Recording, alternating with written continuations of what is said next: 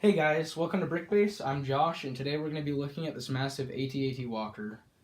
In total, we spent about 80 hours working on this over a course of 6 months. We've spent about $250 total on replacement pieces for things that we didn't already have, but overall this is constructed with our own pieces. This was loosely inspired by Cave God's version, which was featured on Brick Vault, but overall this is completely custom. So yeah, let's get into more detail. Okay, so for the next part of the video, we're going to be looking at the feet. The dimensions of just this base part are 16 by 16 by 5, and that's not including this circular part up here. We think that the build's minifig scale, here's a Snow Trooper minifigure next to the feet. It's around the same size as the minifig, if not like a brick taller. But anyway, looking at the ankle, these were really unstable to begin with, and they still kind of are. The entire weight of the body is only resting on these four pegs, so these two right here, and then the other two over here.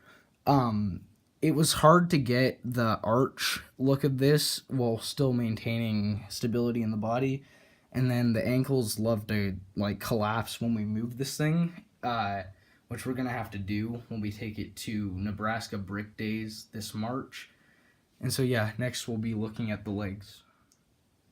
Okay, so here are the legs. There's not too much to say about these. They're majority brick built, but on the inside we had to support them with Technic beams to hold up the weight of the body.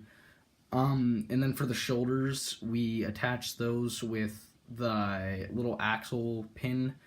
They are locked in position. They can't move at all.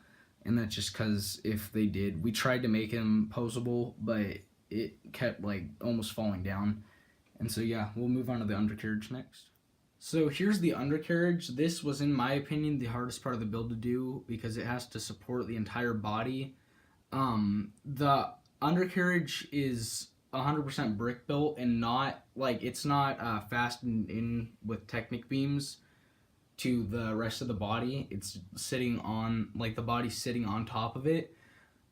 The thighs, I guess you could call them, are only one brick wide, and so those have the tendency to split, and so we had to add those Technic beams across. So yeah, next we'll be moving on to the side panels of the body. So moving on to the middle portion of the build, we are starting off with the side panels. These originally sucked. They had tons of gaps in between them, but now they look really good. We rebuilt these, I think, either twice or 3 times to fill in all the gaps. So I will remove these, and so you guys can see like the inside of the body to see how we reinforced everything.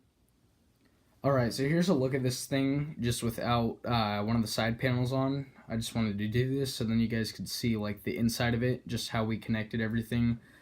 We had to use that big solid brick area in the back as a counterweight for the head, because the head itself weighs about 3 pounds and it would have been really top heavy without that.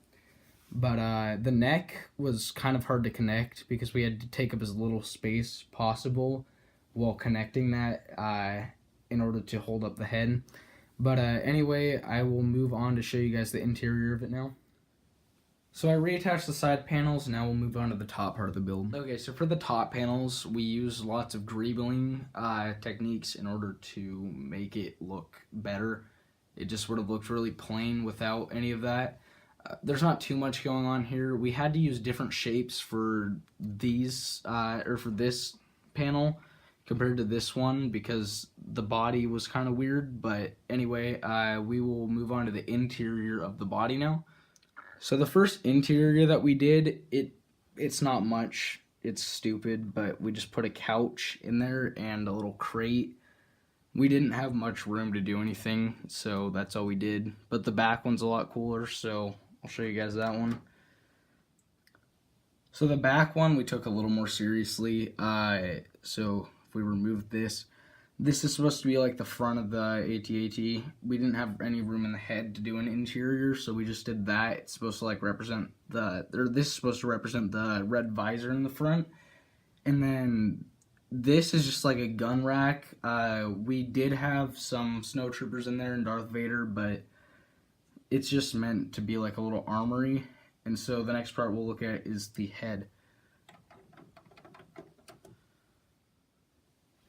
So the head is the very first thing that Matt and I did. My brother started on the body while we were doing the head. This took so long to do because the head shaping was really hard, the panels were hard. Just overall, it was a really hard build, but it looks so cool. But taking a look at the inside of it, there's not much going on, but we have a toilet in there because we wanted to be stupid. And then looking at in here, you can see like the different methods we used to stabilize it. The neck was also very hard to build. This one we based off of the Cave God version, but all we had was a picture of their AT-AT to look at. And so the neck, the head itself weighs about 2 pounds, and so the neck we had to make really stable in order to support it. The head can swivel. It just swivels in the front, not in the back like the real Walker would, but it still is posable, which looks really cool. And so, yeah, that's it for all the different parts of the body. Okay, so we're going to wrap this video up by just showing you a little photo montage of just a couple angles that you didn't get to see during the actual review part of this video.